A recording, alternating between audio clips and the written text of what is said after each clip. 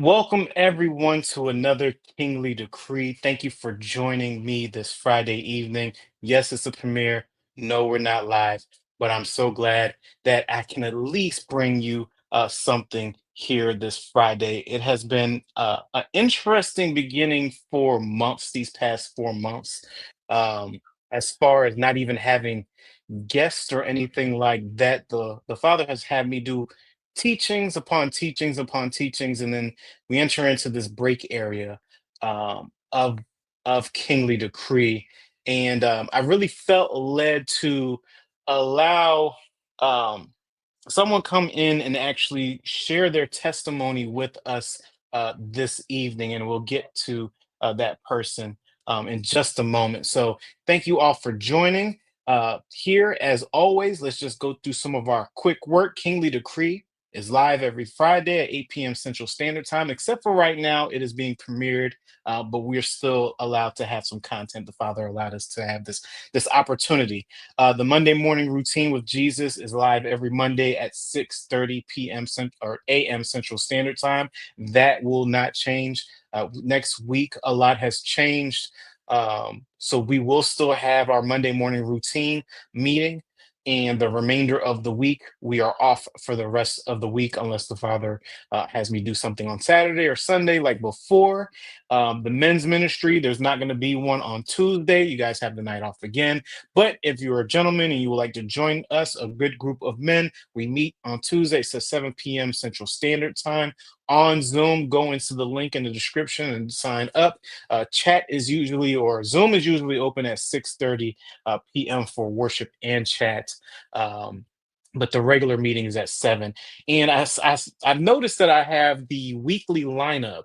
Is there's something on Monday, there's something on Tuesday, every 10 weeks I do Conquer on Wednesdays, and I'll let you know when the May schedule started up. But I got a surprise for y'all for Thursday. I got a surprise for y'all on Thursday. It's going to be real interesting, and you'll see what the Lord is doing. So we'll have something pretty much every single day of the week. So I'll be working Monday, Tuesday, Wednesday, Thursday, Friday, Saturday, even on Sunday. I don't know. I just don't know. But yes, thank you all for joining. I definitely appreciate it. If you didn't know by now, I'm Victor. This is Hungry for the Words Men's Ministry. And let me introduce you all to my good friend and brother, Phillip Godfrey. We've had him Yo, on here before. We've had him on here before. Quick thing that he really gave me revelation on Tuesday, which is just a fantastic point, and I'm going to share this with you. When I was working out today, I was thinking about it, and it's like, man, you really just have the same two people always come up here.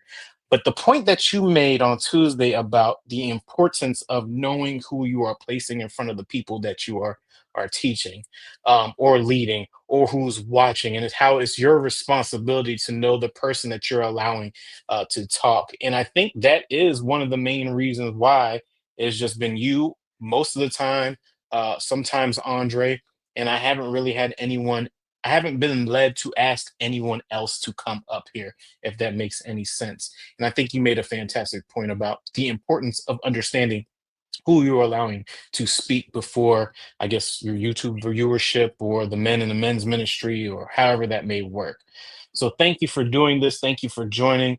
Um, I asked this man on the last minute, I'm like, hey man, if you think about it, Friday, if you want to share your testimony, I felt like the Lord just wanted me to ask you if you wanted to do it. And so he's here, he is blessing us with his presence, and he's gonna share. So thank you, thank you, thank you very much for doing this, man. I truly appreciate it.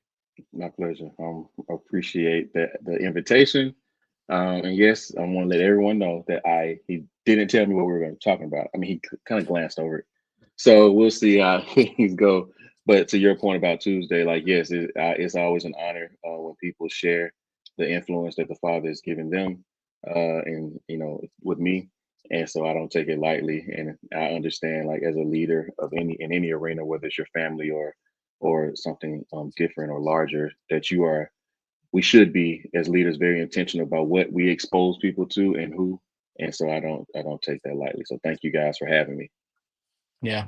It's also a good check too, because um, we're all not going to teach perfectly, but I know you are someone that does your due diligence in sitting with the Father and studying and making sure that your understanding is as biblically sound as possible before you go presenting things off. I know for me, I am the same way, but a little bit different, where I have to share more of like what's going on here with me and how this aligns with that. Where you're like really doing this whole Bible study. If you guys didn't know, this was the gentleman that I was talking about that is doing the Bible study for a whole year. So if you haven't joined his YouTube channel, is Philip Godfrey. And yeah, he has all of his teachings in a playlist from where he started at the beginning of the year. I believe you already got through, you're on Deuteronomy, right? Or past that? Yeah, yeah, we're in Deuteronomy, second week of Deuteronomy. Deuteronomy this Sunday. Yeah, Yeah. so we're So we're definitely making some join that. progress. Mhm. Yep. Yeah. So, where do you want to start, brother I don't Victor? just tell me your journey. Like, just tell me like Yeah, so how did it come to be? I know just personally knowing that you grew up in the church yeah, yeah, and there was things to unlearn as you were learning, just your experience, things of that yeah, nature. yeah. So, I mean, I grew up.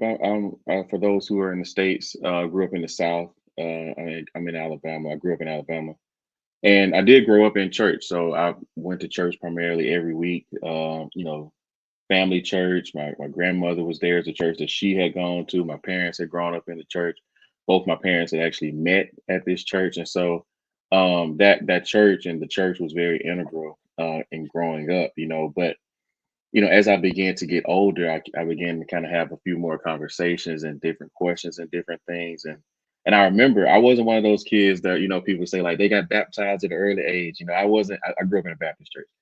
I wasn't one of those kids. I was like the 15-year-old that was like, I just does this, none of this really makes sense to me. So I'm asking questions. And my mom, at the time, this was her point of understanding. But she said, you just, when you get baptized, you just basically tell the Father that you that's telling everybody that you're following the Father now and your life doesn't have to change. And so that just really that I kind of keep that as a foundational piece of my journey and kind of a launching pad for my journey because that didn't make sense to me. Like, if nothing's going to change, why do we do these arbitrary things? Hmm.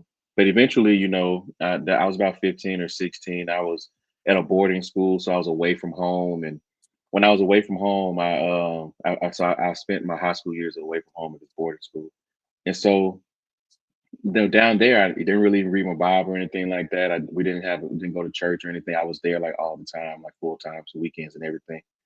And it wasn't really until college where I found a church here locally, and I started really.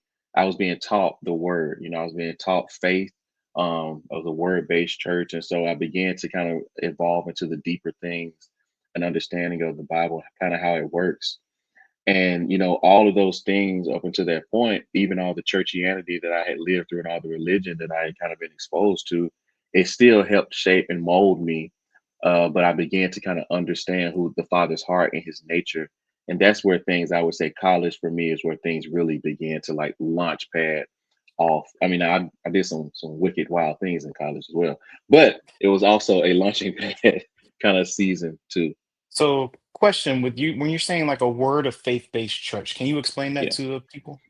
yeah. So it's gonna get, it kind of has a bad reputation now, but it's kind of one of those like what naming and claiming kind of things, very much like big faith church or and when I say word of faith, what I mean is he kind of the pastor taught at the time that how powerful our words were, how intentional the word is, and how we can use those words to ensure that we're in alignment with those things, how faith comes by hearing and hearing by the word.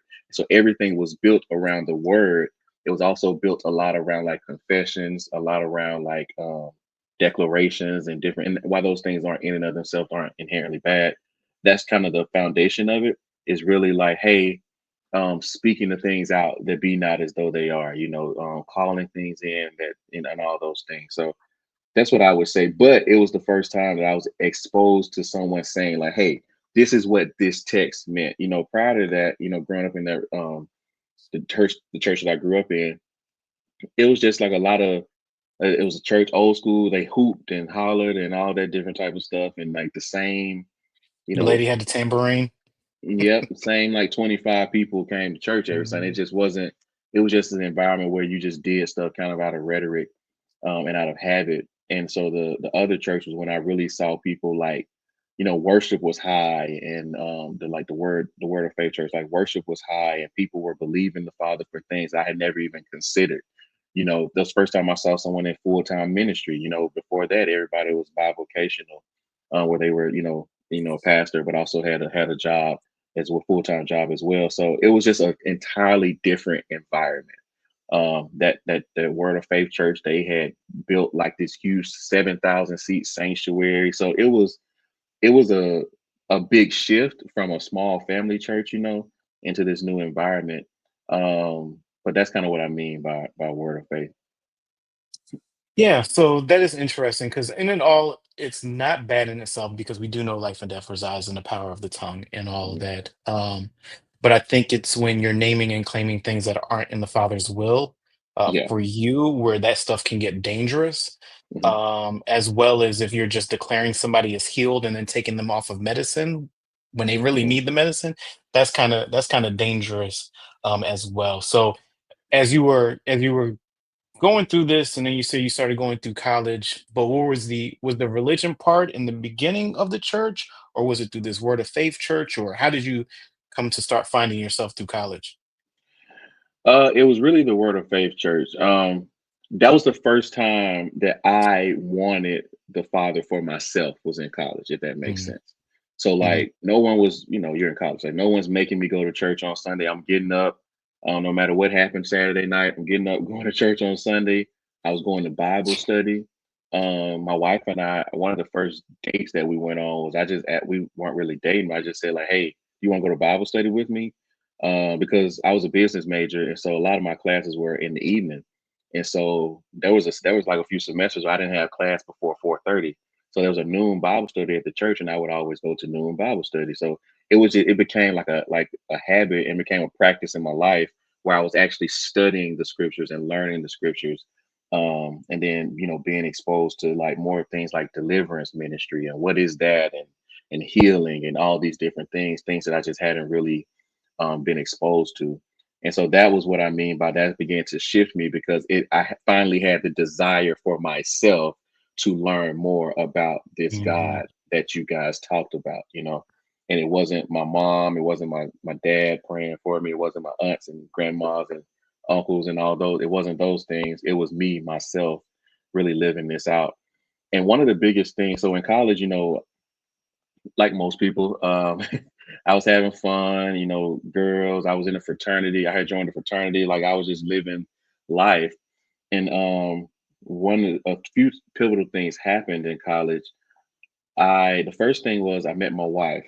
And so my wife was in the sorority as well. So I met my wife and she said something to me and you kind of got to know the college version of myself, but I was just kind of angry. I would just kind of known for just being angry and not really messing with me and people not really messing with me like that, different little stuff like that. But I always had words with folks, and I was a cusser, if you know what that means. And so, my wife, she had some friends, her sorority sisters. I had just like laid into them because they had frustrated me about something. And one of her sorority sisters, she was asking them about me because we were kind of texting and getting to know each other, my wife and I. And so she had asked her friend, um, like, "Hey, what do you know about this Philip guy?" And the girl said, my wife told me this later, and I had never had a conversation with this girl, but she said, "Yeah, he kind of got his stuff, but he loved the Lord. He really serious about his Bible." And to know that someone else saw that in me is what mhm, completely shifted my life. And I don't know, I've never had that conversation with her. I mean, I told my wife, but that's what shifted things for me because one of the biggest things I never wanted to be was a hypocrite.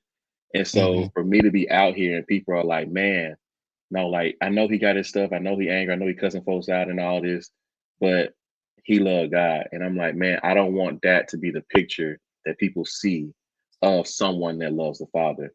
And that's really where things began to kind of shift. Now, the deeper things that like the season we're in now, that didn't happen for many, many years. But it was a seeds that were sown in that season, even by something as simple as that young lady's words to my wife, who shared them with me. That I was like, I it I like even communicating it, it's like it rattled me. It rattled my mind. I was like, I couldn't Mhm. fathom, like, what do you, how does she know that? Why does she think that? Where did she get this from? Mhm. Um, and that's what changed it for me, because I knew that if my life was going to be a picture of the Father, I didn't want that picture to be tainted because of all the things that I had seen growing up in the church, and things that I had felt were very much hypocritical. I didn't want to be another casualty to that for other people. Yeah, so two questions that came to my mind with that. So you didn't have like this radical encounter like me, for instance, for Mm-mm, someone just believing that Jesus is real and that I'll go see him, and if we die, we get stuck in purgatory. Stuff that that religion had taught at one point in mhm, time without having to be. So it's so interesting how the Father knows how to reach us mhm, individually to get us aligned to where we have to go. Because it was for those moments with me, for me to be entirely different. And Brittany literally just talked about that this morning. Like, I got to know old you and I got to know new you, and I can see how much you love the Lord, how much you trust him, and how much you follow him, that it encourages me on a daily basis. And it's mhm. like when you hear stuff like that, it goes to what you're saying. It's like, how do y'all even see that? Like I'm not Yeah. doing nothing, but I'm just aligned like Jesus, Jesus, Jesus. That's all I sit here Mhm. and do, right? So with you, it wasn't that. So for younger men that are in your situation in college or going through that in general, what were your next steps to make the change that you did? So my first steps were to shift my environment. I told, one of the first things I did was I told, the people I was hanging out with at the time. I was like, hey, we can still kick it, especially like my fraternity brothers and stuff, or my old fraternity brothers and stuff. I told them like, hey, we can still hang out, we can kick it, but I'm not going to the club anymore. I'm not drinking and smoking and stuff anymore. I'm not doing any of that stuff anymore. But outside So it of was that, literally we can cold still. turkey. Yeah, it was. I'm pretty much a black and white Hmm. cold turkey type person, and so that was it for me. I was like, if you want to lift or whatever, we can do that. And we can kind of have that type. We can still try to have this relationship. And what happened was most of them never said anything else to me again, and so I just immediately went into like a season of isolation, which looking back was a blessing now, but it was very difficult at the time because again, you're like, hey, I listen to the Father. I'm doing what I feel like is right, and I'm doing what I feel like the scriptures are showing me. And to it kind of messes with you, it messed with me a little bit, kind of going into that season of isolation where it was me. And then, at the time we were dating my wife now, but we were dating. And I'm like, I don't want this random girl who I'm getting to know. I don't want that to be the entire foundation of every aspect of my life. And so there was just a season of isolation, a season of just me and the Father, just learning my Bible. I kind of leaned into work a little bit as well because I worked while I was in school, and so that's kind of what I would say is you kind of got to know your personality. I know people who can still go around certain environments, but I knew for me that I couldn't. And so I would say first and foremost, probably gonna have to stop many of the things that you got comfortable with in the world, and kind of give those things as a sacrifice to the Father in that relationship, and then He will definitely give those things back to you in time when the time has perfected itself. But we have to be willing to kind of walk that path. So I would say shift your environment and then keep going. Don't It's gonna get challenging, but keep digging in, keep going. Find your community. I say that I say that a little gingerly. That's the best word that comes to mind. Like, find your community, but we have to be really safe. We have to be really discerning these days when trying to find communities. But I would say find a community, find a church or a ministry that teaches the Bible that you can learn from and where you can grow, and that's not going to lord over you. But do those things, and that's what helped me. Just that consistency of that Bible study. No one in that Bible study knew I existed. I didn't go talking to people or making friends or anything. I just went and I got the Bible. I learned and I went home. I took my notes and I went home, and it was just that's kind of my personality in that season. So hopefully that answers your question and is helpful. No, it did. It is helpful because here's the thing, right? And I think that as new believers, depending on our situation, or just people that were grown up in religion that are now coming to a revelation that the Bible is 100% true, not just Hmm. whatever they're teaching true, Hmm. is that for me on the other end, I I was such in a spiritual warfare that at the same time I was in isolation as well. But when the scales fell from my eyes, I didn't know who I was anymore. And so sitting with the Hmm. Bible in in the cave season, pretty much in the Hmm. isolation season, but then the outside me, I was still around my friends, I but got you. I know that they noticed that there was something different. And at this time, I mean, I was what, 36? Yeah, like 37 or something like that. So we it wasn't like college, right? College is an entirely wilder, different beast. Yeah. But for me, it was like, we had work and I had kids and I had a wife, so I can kind of hide. Hmm. And I can kind of be like, yeah, I'll pull up and I'll kick it at your house, or we can go grab something to eat, or I'll see you, when we hit the gym and box or something like that, or when we meet up with our kids together, things of Hmm. that nature. Um, but I was trying to find myself with whoever this new version of me was. Hmm. So it was an understanding of like, even when it came to drinking, it took me probably 9 months to stop drinking, but that was only because like of the father like literally showing me why. Like because of my position on the wall, if I continue to drink, even though I'm not getting drunk, it Hmm. still will hinder your discernment. So I Yeah. stopped that. When you start, I was reading the scriptures, the Bible for myself with my eyes like this because I didn't know what was happening to me. You're getting demonically attacked, and then you're trying to figure out, is this like a mental breakdown? But then something in your spirit is telling you everything that you've been led has been spirit like, no, this is a spiritual attack. Remember, you used to watch all these shows, like all the wicked stuff that you used to do is now the tools and the top tactics and the knowledge. It's like the knowledge base of like, oh, I remember watching this on a haunting show. This means Hmm. that I'm doing this. So now I need to. So once you find out that there's bad, then there's got to be good. So just trying to absorb so much scripture as possible, and then getting placed in the prayer and fasting ministry that we were used to Hmm. be a part of, that fast tracked a lot of stuff. But Yeah. nobody on the outside knew any of that stuff. For me, nobody other than Brittany and the kids, nobody knew any of that. And even when I came to Christ in January, I didn't go to church until March. So Hmm. it was still one of those things. And I remember having this conversation before the first time I ever got a prophetic dream that the Lord wanted me to give the information to someone when I woke up. Because before that, it was just always me, telling Brittany about her past and things that she needs to come out of covenant with, or the same thing for myself that I need to come out of covenant with. And I had to ask him, I'm like, hey, what do you think is happening to me? Like, do you Hmm. think that I just go to church? Like, that was my question because I didn't know how people perceived me.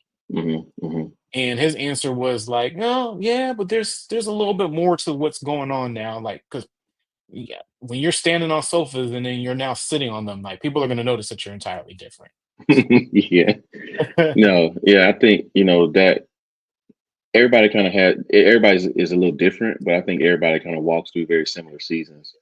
For me, I didn't have like that huge attack or like that huge kind of jarring come like Damascus moment. introduction to the Father. Yeah. And so sometimes, I don't know, maybe it's just my personality, but sometimes I'm like, I mean, should I have had one of those? Like, yeah, whatever. But No. I have definitely walked through the seasons of like I was talking to the guy earlier today. I was like, walk through the seasons of where the cloud has moved, and now you got to determine if you're gonna go follow that cloud or not. And Hmm. so, where it's like everything has shifted, but I'm still here, and I don't know who that new person is, and trying to kind of having to put yourself back together with the help of the Father. And I've kind of went through that multiple seasons. So that was probably the first season. What I would say is college. The next one I would probably say is around 2020. Um, yeah, probably around 2020, right before the pandemic and everything. And then even the father right after that. So this has been like a 5 year fast track. But the father asked a question, asked my wife and I a question, or asked me a question for about my family at the beginning of the year, and this was in 2021. But and I'll go back to 2020. But in he asked the question. He said, "Why do you do what you do?" And I didn't have an answer. And so for any of the things that I did, I most of them I had just done out of habit or out of just kind of um what's it called, like just reoccurrence, just kind of just doing the same things over and over again or whatever. And so that year, that really expedited that process, me finding this answer, because I don't like not having answers, especially when the father asks you a question. So it's me like working through the process of understanding, why do we do this? Why do we need to do that? Da da da. And that really shifted our life very, I mean, very, very, very quickly.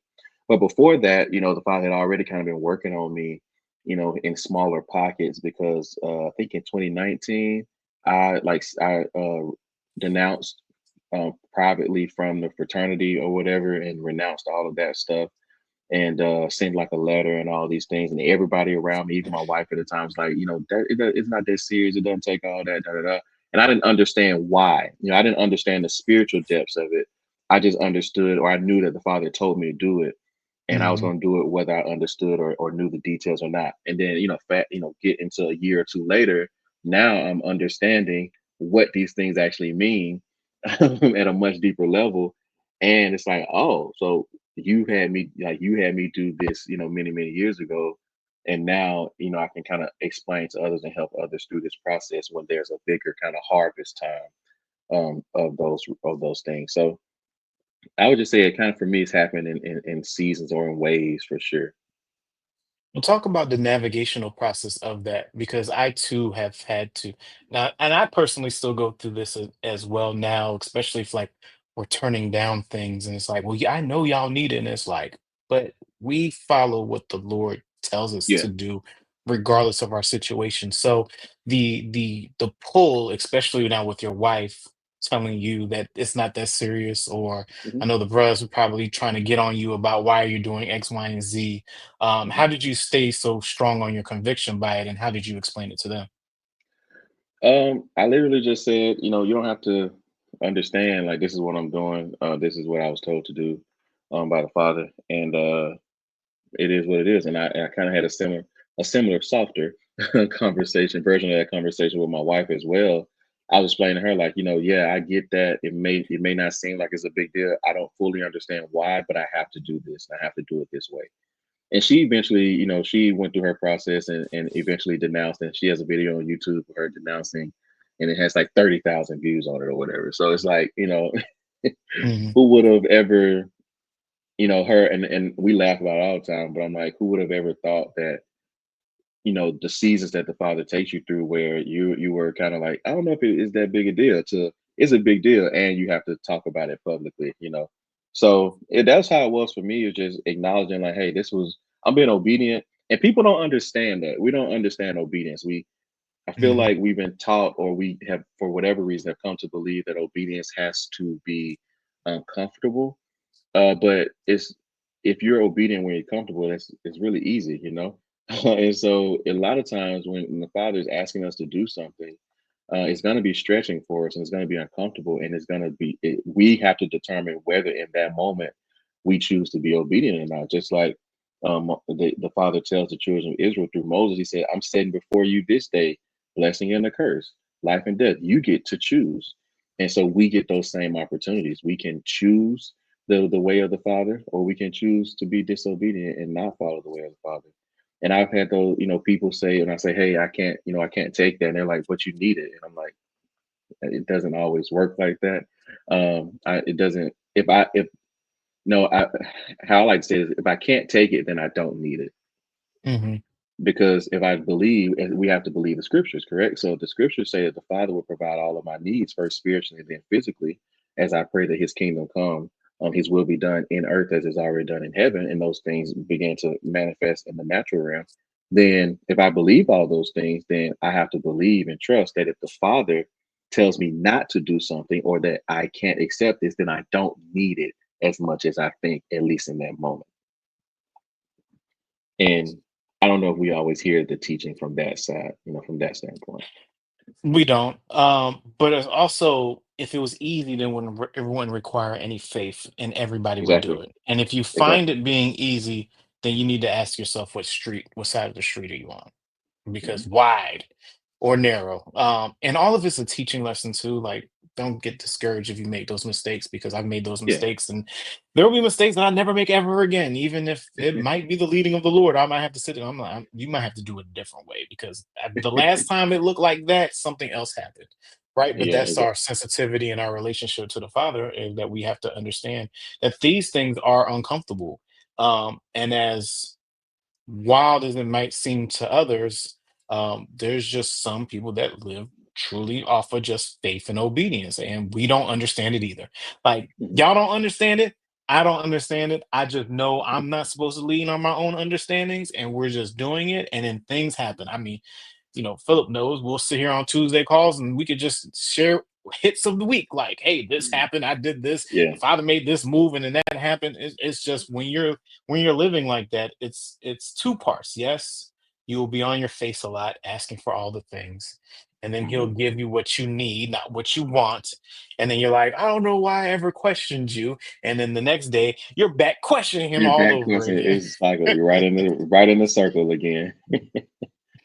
So So yeah. you say you were gonna go back to 2020 or something like that? Oh yeah. So in 2020, and I don't want to ruffle too many feathers, so I'll keep this light touch.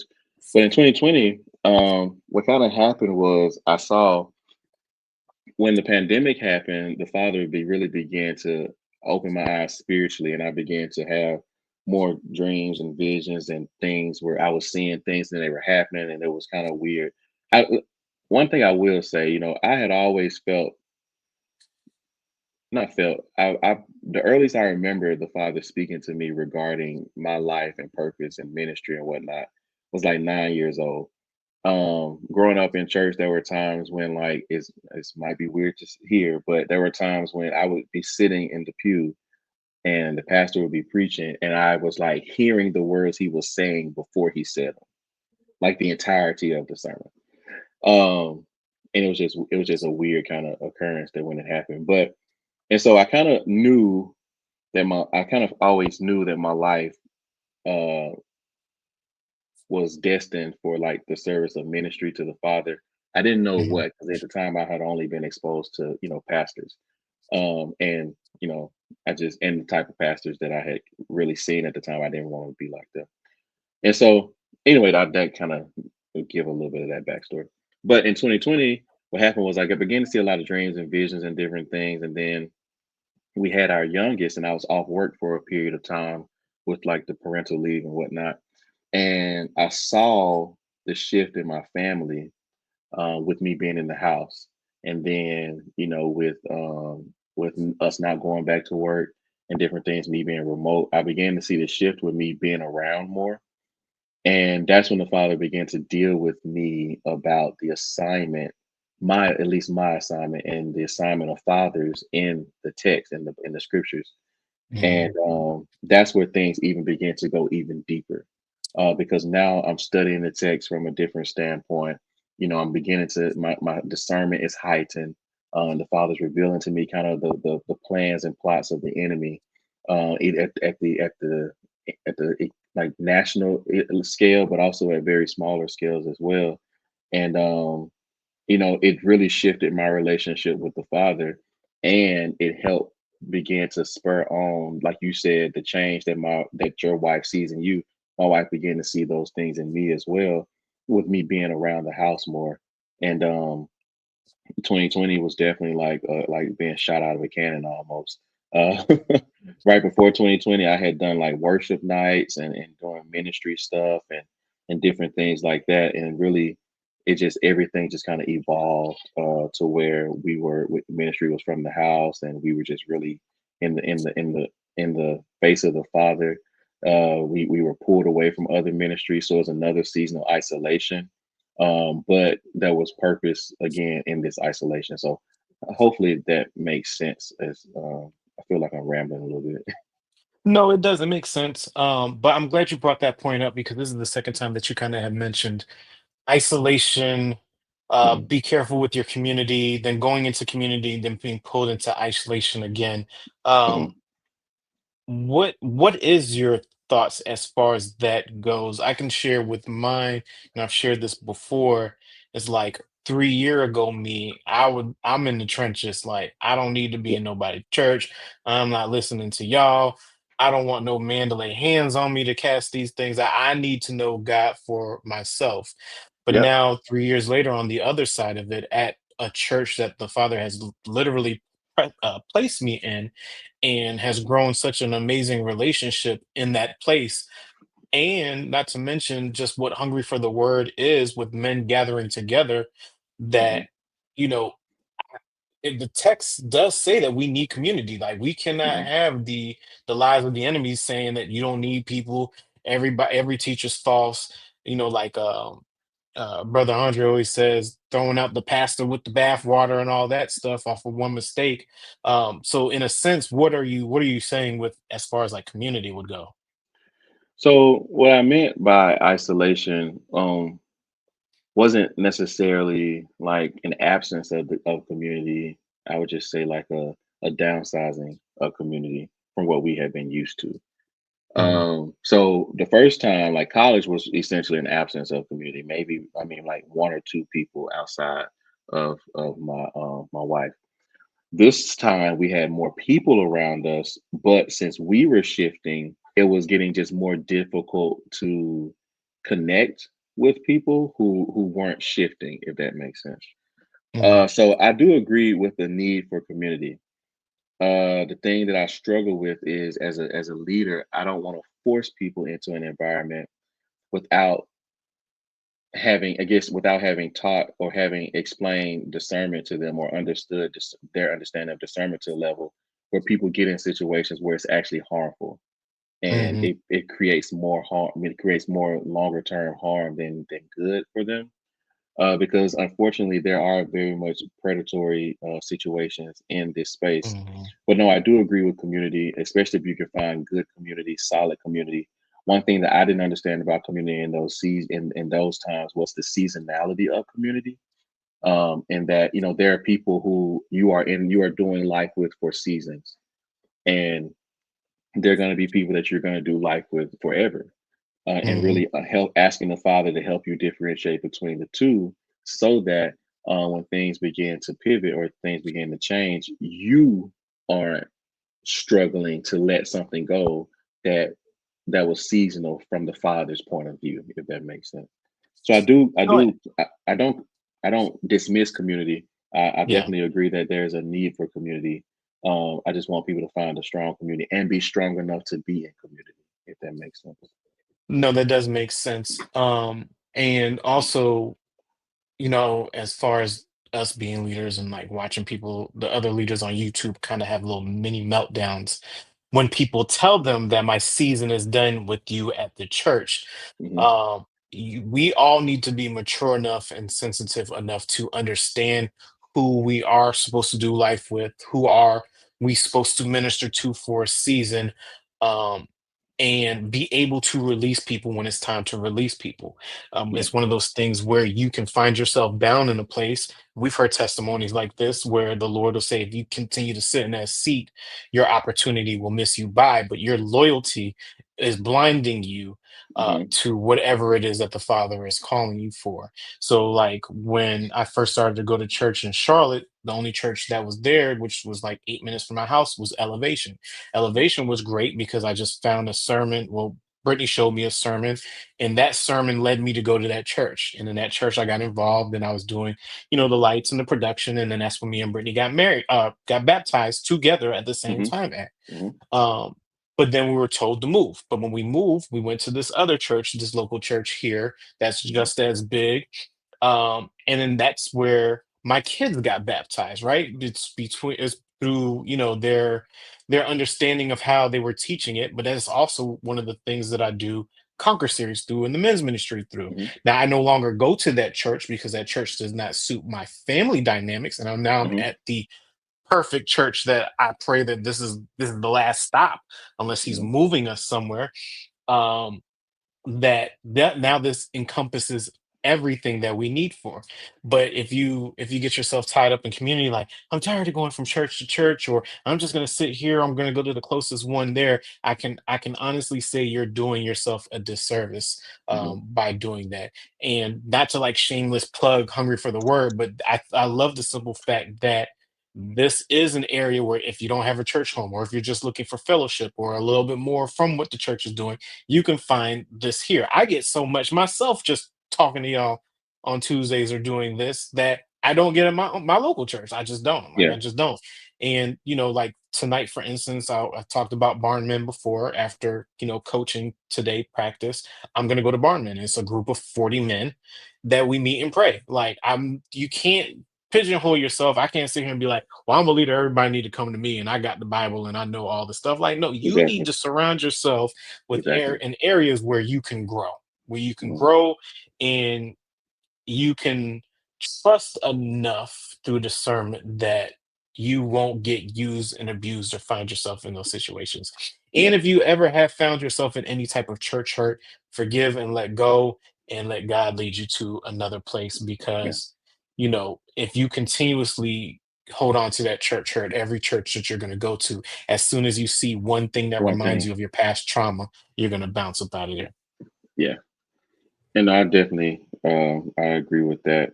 And ultimately is being obedient to the leading of the Father, and then staying sensitive um to that. Like right now, my family and I, we aren't in a church home. We haven't found one locally, and we have been looking. We do pray about it from time to time. We just the Father hasn't led us to a place. Because you're Big mostly seems. moving to Tennessee. I was gonna say. I was just about to say. Big seems to think that there's a reason behind that, but that I have no parts in what he's got going on. But yeah, so that's kind of where things began to pivot. And in that interim time, like between college and then 2020, I was serving at a church here, similar to Elevation, so serving, and I went through their like leadership school and all the things. So I had always just kind of been close to church, but it wasn't until 2021 when the Father asked me that question, "Why do you do what you do?" that I actually began to study things. In Hmm. 2023, I began to study things to understand how things work. So I began to see and learn about iniquity and what iniquity means, and how when the text Hmm. says that he visited the iniquities of the fathers upon the children to the third and fourth generation of those that hate him, and to thousands of generations of those that love him. And I began to see like, well, wait, and I began to see patterns in people's lives and in my bloodline and different things. I began to have different conversations. Like that started in that 2020, 2021 time frame, and then ever since then you're kind of down a rabbit hole and you just keep going Hmm. deeper and deeper, and that's kind of where we are today. But it really, you know what I try to encourage people is, if you if you keep showing up, if you keep saying yes to the Father, you will look up one day and you won't be anywhere where you thought you'd ever be, but you'll be at the perfect place that you always needed to be, I guess. Like my life now, so in 2023, 2022, so I talked about 2020, 2021. 2022, the Hmm. Father tells me to quit my job. My wife was at the time staying home. Well, she's always stayed home ever since we got married. And homeschooled, and all the things with the children. And so in 2022, the Father told me to quit my job. And I was like, that's crazy. I'm not quitting my job. This is not the Father. Um, and so I started seeing, after that, I said, no, whatever, I'm not worried about it. But months after that, I started seeing, I would just be watching a video on YouTube, and like randomly the person would be like, you need to quit your job, and just keep on going. I mean, Yeah. and so even when I went back to, I could never find the word again. I was like, Hmm. oh, so maybe they never said, I'm just tripping. Um, I would see little clips about quitting your job, just little stuff here and there. And actually in that season, this is how I personally think it's hilarious at how things work.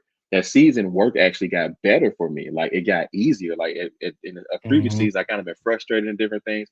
But after the Father told me to quit, and I was like, yeah, whatever, I'm not doing. That's not the Father. That's the enemy. I start rebuking it and stuff. things got better. I got promoted. I got a more cushy job. I got more money. And so it was a very comfortable situation, similar to how we talked about earlier. It's like, why would you quit? Why would you quit now? Working from home, I can help my wife out with the children. If there's, I mean, I could go run errands and just kind of float around through life and everything and still get my work done. And so I did that for about a year. I kept asking for signs. I was like, okay, Father, like Gideon, I want the ground to be wet, but the mat to be dry. Then I want Hmm. the mat to be wet and the ground dry and all these things. And so I did that for like a year, asking for all these signs and all this stuff. And I was like, well, I'm not getting any signs. I'm like, well, the Father, you give me a boatload of money, a severance package or something, and I'll quit. Da, da, da. It never happened. In 2023, at the beginning of that year, the Father started dealing with me a little bit more heavily about it, and kept saying like, oh, wicked and perverse generation, you look for a sign. That's why I remember. I remember hearing that from in the text. I remember hearing it, but it's also Hmm. Yahusha said those things to the Pharisees. And so it's like a wicked and perverse generation. You look for a sign. You always want a sign. Da da da da. And so I was like, why? I began to ask myself the question: why do I need a sign to be obedient when I Yeah. know what I heard? And Come on anyway, now. so I had a moment in the prayer fasting ministry. That was June 1st, 2023. It was that morning. I didn't listen to prayer that morning live, but I woke up. My wife was like, "You need to listen to prayer," and I'm like, "Yeah, I was gonna listen to it." So I was like, "What's it about?" She's like, "Just listen to it." So I go downstairs. I'm listening to prayer, and I think I was working out, listening to prayer. And as part of prayer, she says the leader says, and God, because like God already told you to leave your job. You work in diversity, equity, and inclusion. You're just there because it's comfortable. And you're being disobedient and boo, all these things. And like she read me, and I'm like, I mean, that's how she talk. I'm, I'm like, I work in diversity, equity, and inclusion. I'm just there because it's comfortable, and Hmm. I'm thinking like, though, this is how I take care of my family. Like I'm like, and I wasn't even on the call live, so I'm like, maybe she was talking to somebody else. I'm like, I wasn't even on the call live. And like all these things, I checked the boxes of all these things. I'm like, that can't be a coincidence. And so anyway, I called my boss that day. She was actually off work. She was on vacation. I called her and said, hey, if you got a chance, I would like to talk to you. And I said, hey, I'm gonna put my notice in tomorrow, but I want to let you know because when you get back to the office. And so I put my notice in, and 2 weeks later, I was done working and cried myself for like a month.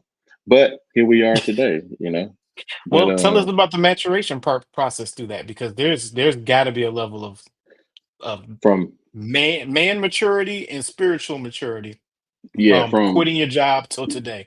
yo, maturation is wild.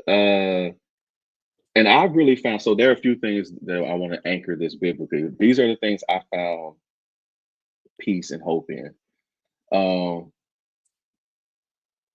Mark 10:29 and 30 says, there's no one who's left father, brother, mother, sister, Hmm. or lands for For for my his sake sake. in the gospel, the Father's sake in the gospel, will not receive now in this time a hundredfold in the world to come And eternal in life. the other side. Yep. And some persecution. I don't say that part. But Oh, right. We just skip right over that comma, I that just leave. word, I and just then leave next those. sentence. Yep. I leave out those Persecution. commas. But so that I found like an anchoring point in that. Another anchoring point the Father had, and I always trying to share this with people is like, I'm not saying that you live the same life as these people, but there may be seasons where the Father is saying like, hey, look into the life of this person. Hmm. And one of those for me was Abram, and how Abram clarity. We always talk about clarity, but clarity for Abram looked like walking in a direction. Hmm.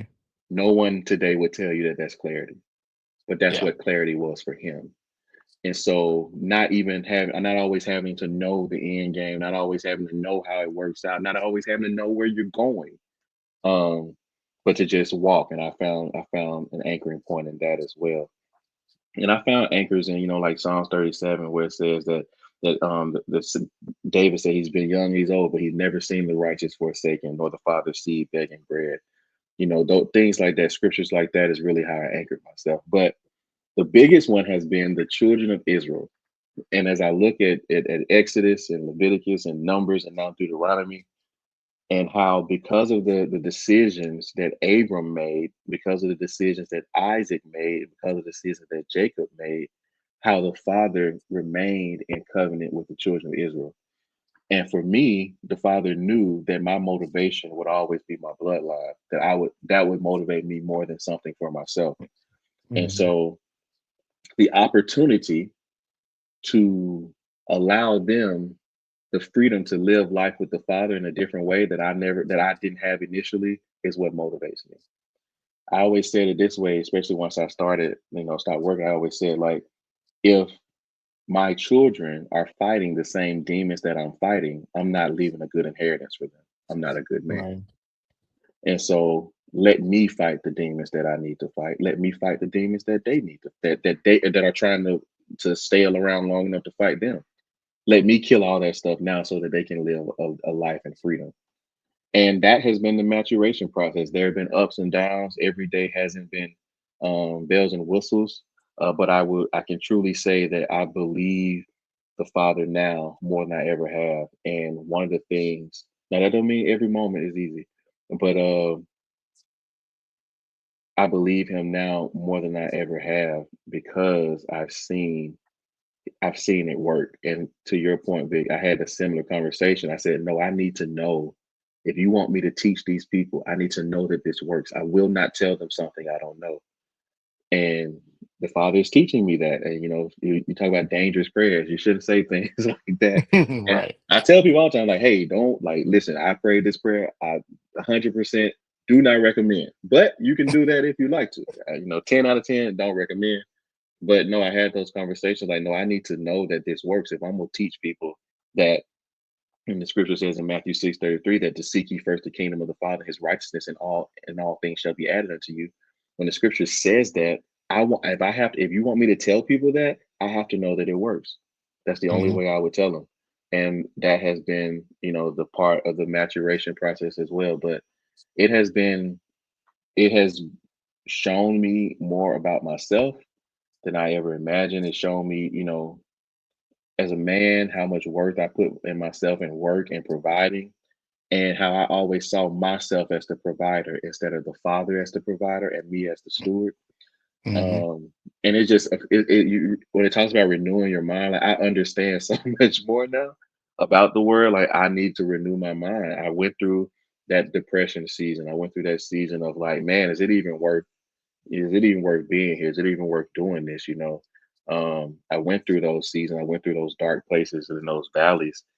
But what I found is as long as I kept moving forward, you know, I didn't stay there long. I didn't allow myself to get down into the quicksand because I knew that if I just kept going, I say this to myself now, if I just keep going, at some point I'm going to be out of this valley. At some point I'm gonna be out of this tunnel and things are gonna open up. Um, so yeah, I don't know if that answered your question, but that's kind of been the maturation process of just saying yes and then saying yes every day, you know. Yeah, the saying yes every day, and thank you for sharing, and just the reminder, the daily reminder when you find yourself in that situation when you're out on the water, you're just rowing and rowing and rowing, Mhm. and then you look back over your shoulder, and you be like, "Oh, I came that far because what I was looking at ahead is now right here beside me," And and you don't even realize it. and it'll take what I tell myself is like it'll take you longer to go back. At Hmm. this point, I might as well just keep going forward, and that's kind of kept me out of, wanting to go back and get a job or whatever have you. That's kept me out of it because I'm like, man, it would take me longer to roll back to where I'm familiar with than it would to just keep going and see what's on the other side of all this water. And I heard a guy that I was following at a time. He's a business leader and Bible teacher. Never mind. So, but he says he's talking about Abram, and he used that to kind of have this analogy or whatever. He's like, sometimes the best thing for you to do is to leave the place where you are known for what you're not going to be, and go to a place that you don't even know. Hmm. And to think about that, how many people would say yes to that? Leaving, like you are known in this place as this thing with your friend group. You were Vic. You were standing on couch Vic. And so sometimes the best thing for you to do, no matter how uncomfortable it is to leave the place where you're known as standing on the couch Vic, where you're known as Angry Phillip, or as you're where you're known as whatever, and go to a place that you don't even know, even if you're the only one that's gonna be Hmm. there for a while. And that's just kind of, just kind of been my motivation. It's for me, it's for my bloodline, it's for the people who the Father desires them to look at our story, and to see how He takes care of His children through our story. It's for that. And I know for me, it just had to be bigger than me because I'm like, like that sounds good, but I don't need all that. But it's been a journey for sure. It's been the struggles have been real. Um, One of the biggest things I struggle mostly just kind of within myself, mentally, emotionally, um, just trying your best to keep leading. Like how Hmm. do you lead somebody? How like I think about my wife. I'm like putting things on her, but I'm like, why are you following me? Like who follows somebody who doesn't know where they're going? It doesn't make any sense, you know. Hmm. Um, They and know just where so to see, they know who's leading you.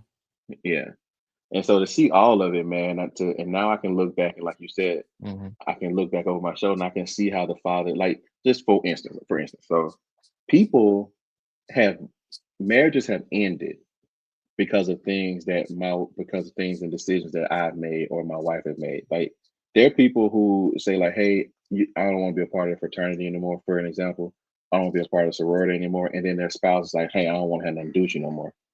There are Right. people who've left people for less than that, and here we are, like the Father divinely orchestrating things in such a way that we would both walk through this and both be able to continue together in the relationship going Hmm. forward. We would both be able to walk through not working. There are a lot of people right now who, if the father tells the husband to stop working, the wife wouldn't be cool with that. Right. And it's just, if you start to look back at those things and see, like, man, you've been divinely orchestrating my life for this season 20 years ago, 10 years Hmm. ago, 15 years ago. That for me, I'm like, yeah, I don't need to go back. Yeah. Like it's not worth going back when you see how intentional the father has been at every point. And it takes a season like this, honestly, for most people to really stop and slow down long enough to see how intentional the father was. And Yeah. I raise my hand and say that was me, you know. Yeah, I'm like how you did the anchor scriptures, because mine, when it comes to this walk, is always the counting the costs, when like nobody starts a building without counting the Hmm. costs. And then you go back and they say, what happened? You were supposed to be making this building. Like I cannot go back, and they be like, what happened, man of faith? I thought you Exactly. said this. I thought you nope. Now you're gonna piss me off, and now I can't Yeah. let you talk about my guy like that. I Yep. just can't do it. So if we perish, we Exactly. perish. That's the theme song around this house. If we perish, we perish. It's God Ex- or it's God. It's got to be that. exactly. And And I mean, he makes it so real for you. Like it's undeniable. Like people, yeah, if we didn't know that this was really real, we wouldn't be doing the stuff that we'd be doing. yeah. And without this season, you wouldn't really believe if you had run across some of the people you've run across now and say like, yeah, this is what we've done. You wouldn't really believe them. You're like, I Hmm. mean, so you Yeah. you ain't had no job and the father just gave you a house or a car or something. You wouldn't believe that stuff. But now you're like, Mm-hmm. no, I believe it. Like Yeah. that wouldn't 100%. surprise Yeah. me. If someone pulled up and was like, man, here go the keys to the car, it wouldn't surprise me. In previous seasons, I'd be like, no, this is a setup. It wouldn't surprise me now. Just because of the season that we lived through. But Hmm. uh and you remind me like I just when you just said that about the counting the cost. I don't feel like I did that. I mean, I feel I like didn't. I sure did. I I said, you mean, told me to yeah, go like here. I'm out. You didn't tell me I I'm was gonna have to live like with my mama though. Like, wait, wait, wait, wait, wait, exactly. wait, Like wait. I'm like, okay, so I should have been saving and I should have been like Right. paying this off and Hmm. putting this back and being more prepared. I didn't count. I just literally called and was like, yeah, nah, I gotta go. Hmm. And my manager at the time was even like, what's the rush? I was like, I don't honestly, it's not a rush. This has been a year in the making. I've been disobedient. So if there's any rush, it's because I waited a year to actually say yes. But Well, it's just more fun and exciting that way. Everybody just I jump off the boat into the water. fun exciting for someone. I don't know exactly whom, but but Depending on the it, day.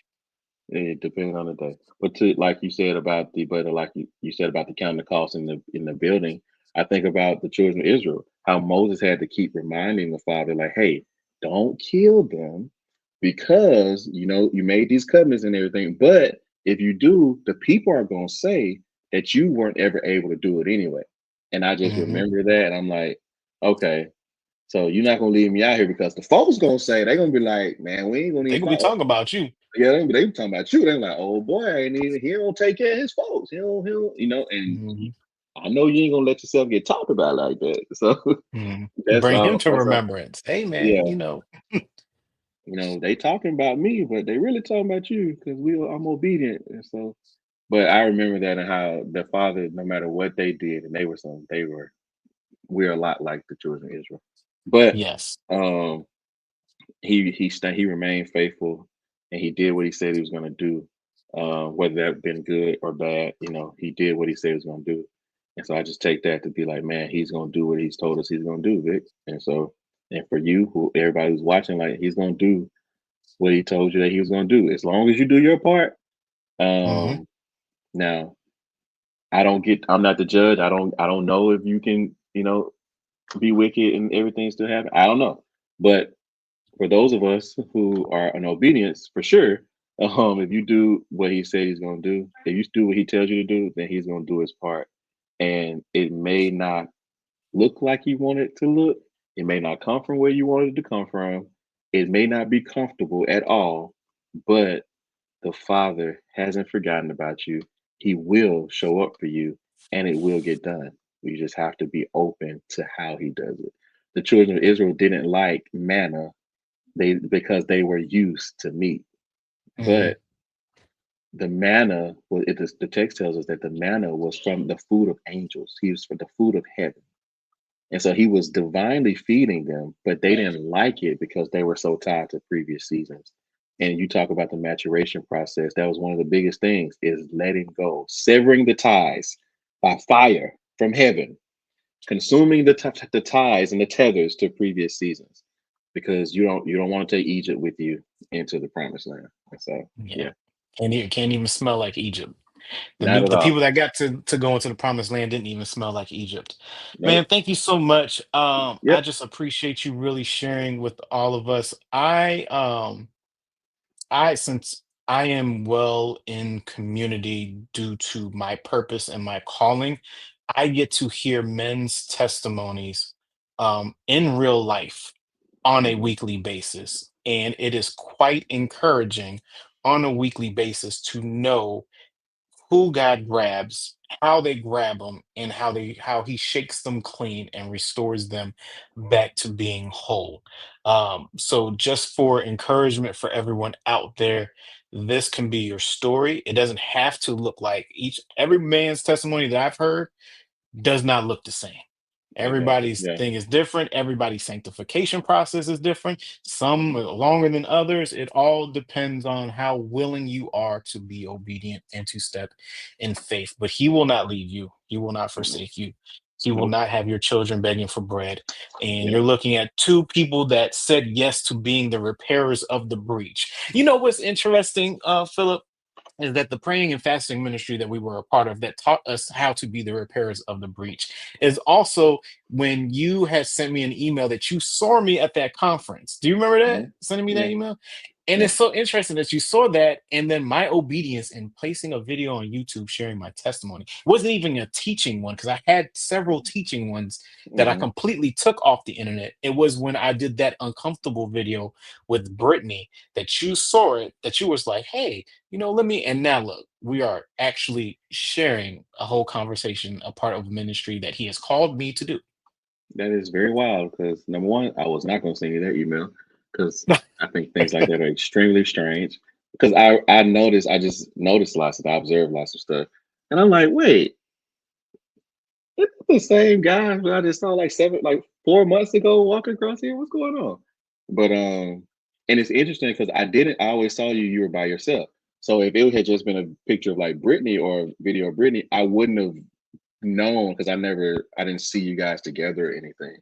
So it's just interesting how it all worked out, And I caught a glimpse of you at the first day in the business one, and you were just like walking in with some coffee or some water or something. And I remembered your hair. You had those long Jesus locks. Long Jesus locks. They're gone now. That's funny. I'm out of my Nazareth Oh yeah, your consecration. vow. Yeah. My Nazarene vow. Yeah, they're done. They're done. I didn't even know I was placed in. So when I had decided to start growing my hair out in maybe October of 2022, Mhm, and no, 2021, then all that craziness started happening to me in January of 2022. And when I got my first instructions to fast for the first 15 days, when I was done fasting, he was going to allow me to get a haircut, and I was going to shave off all of my hair and start over again, since I felt mhm, like, yo, I'm a new person. I'm going to do this new journey with the Lord. mhm. Maybe I should cut my hair. But then something in me was like, no, Jesus gave you that hair. He gave that And hair to you. You your have hair gray is hair. how I remembered you. Right. So grow it out. So I did grow it out. Now he's like, cut it off. And I'm like, well, if I can continuously get a haircut, then I would cut it off. But, you still got to be obedient. I still can't continuously get a haircut. But that day will change soon. But it's just so interesting that you talked about nothing being a coincidence. Nothing is a coincidence at all. That Yeah, encounter, you even remembering that, to even seeing it on FaceTube out of all things, on FaceTube, YouTube out of all yeah. things YouTube, the That billions is and billions and billions of videos. that is yeah, it is. I try honestly, I try not to think about it too much because it gets like overwhelming. Like, you know what? Let me step away for a second. But no, yes, and that's crazy to think about. You said something about shaving your head. And I did shave my head, and I know it's like crazy to think about, but I shaved my head, was it 2021 or 2022? Anyway, about that same kind of time period. So it's just interesting to talk about seasons and how the Father has you in certain different things. And but yeah, that I remember you walking by. You had a hat on like that, and you had on a black shirt and black pants. Yeah. Hmm. Yeah. Man, That's I don't know what the I Lord be doing, but he be doing stuff, man. don't know. And the funny thing is now we both today. If that had happened today, neither one of us would be there. Right. Right. I'm still holding on to notes that I have not yet been able to use, guys. But maybe one day, after spending, what was it, 500, $600, something like that. I don't know. Yeah, I don't even remember. I don't even think I want to look back in though. But yeah, so it's But been fun. we, Thank we we you. just knew we were supposed to be there. Yeah. Yeah, No, I and definitely go ahead.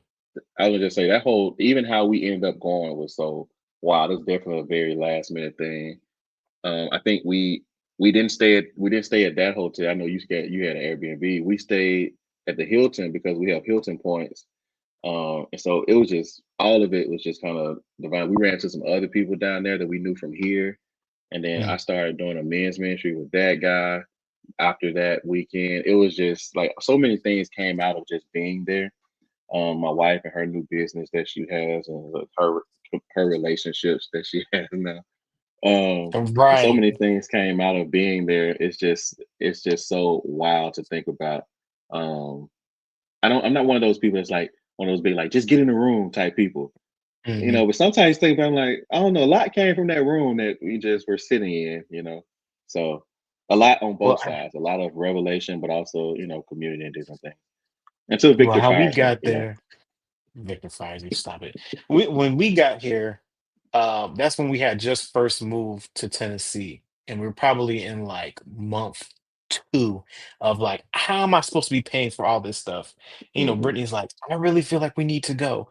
We need to go, and I'm like, no, we're not. Hmm. There's no chance of going unless like, how are we going to do that with hugs? Then she went. So then, this is what Philip was talking about with those dangerous prayers, where I was saying, um, when I was asking for like the answer for our house and our finances and all this stuff, And I remember saying to him, I said, I don't care how you give me the answer. You could tell me, you can give it to me in a dream, you could tell it to Brittany. I don't care how you gonna give me the answer, the confirmations that I need. Right. So I remember her walking back in the room and she was like, okay, we really need to figure out how we're going to get here because, she said that she wasn't going to extend it and now she extended it. And I prayed and asked God that if you really want us to go here, then she will extend the VIP package, which she did. And I'm like, I don't care. Like, we don't have the money to do that. And she's like, but it's not until April. It is February now. You don't think we're gonna have the house sold by then? I said, I don't know what's gonna happen. But because I had a credit card with like $3,200 left on it that I was holding on to. And I was like, I'm not putting nothing else on these credit cards no more. Hmm. I'm not Hmm. doing it. And she's like, but if the house sells, then we would have the money for it, right? And I'm like, yeah, and then we can go. She was like, so what's the difference if you're doing it now or not? And I was like, I'm not doing it. And I just rolled over on bed and I laid there. And I remember hearing this. He said, didn't you ask me that if you needed an Hmm. answer to send Brittany to give you the answer? Why are you Hmm. not trusting that? And I was, and Well, then I sat up and I pulled out that credit card and I punched in all that information, and that confirmation went to our joint email. And I said, I got our tickets and our flight. We got to find an Airbnb.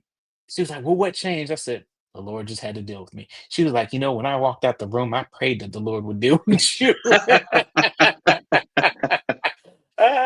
He sure did. He showed me the way. And then it's funny because what's even more important is that day that we were flying out, which was the day before, is when the money from our house mm, being sold actually hit that day. hmm. So I was Okay. in the Okay. airport paying off the credit card that I used to get to the so yeah. Wow. Think about it, you had not listened to your wife. Well, that's why you gotta be careful with them prayers. I don't care how you You- do it.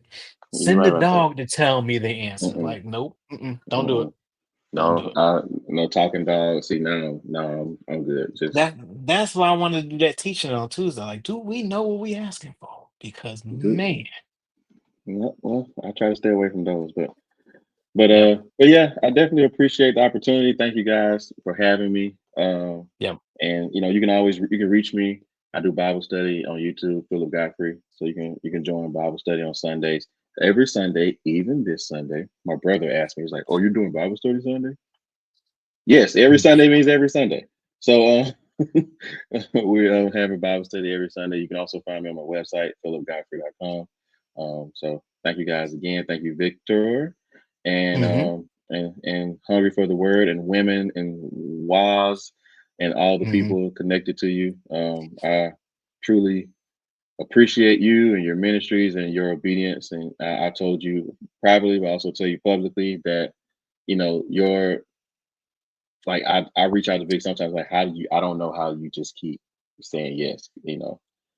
So the fact that you have been that example has been encouraging for me and my wife and my family and has kept me to keep going in many of these seasons. So and always nice to have a much older, wiser brother. Why I gotta be older though? I'm still 39, man. Just because you a couple years up younger. We're the same age demographic, but you gotta throw it in. You gotta throw it out there when you can. But no, I definitely appreciate your brothership and your fellowship. It has been a breath of fresh air to know that you are not the only person out there growing. Um, I agree with that for sure. and just moving forward. So yeah, I look forward to all the things that the Lord has for us. I know that we aren't a seasonal ministry or seasonal friendship, but you are now a part of the testimony that we keep on getting to move forward. And then when we have you closer, we can share more experiences. So Thank thank you, you Philip. all for joining Kingly Decree this evening.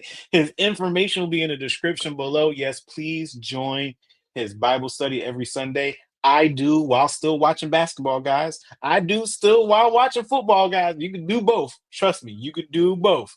All right. So don't let an event stop you out of getting this revelation and wisdom from this gentleman that I get to walk alongside and also walk behind and glean from. So thank you guys. Thank you very much. I will catch you all on the next one. Monday morning routine at 6:30 a.m. Be there on YouTube. All right, guys. Later.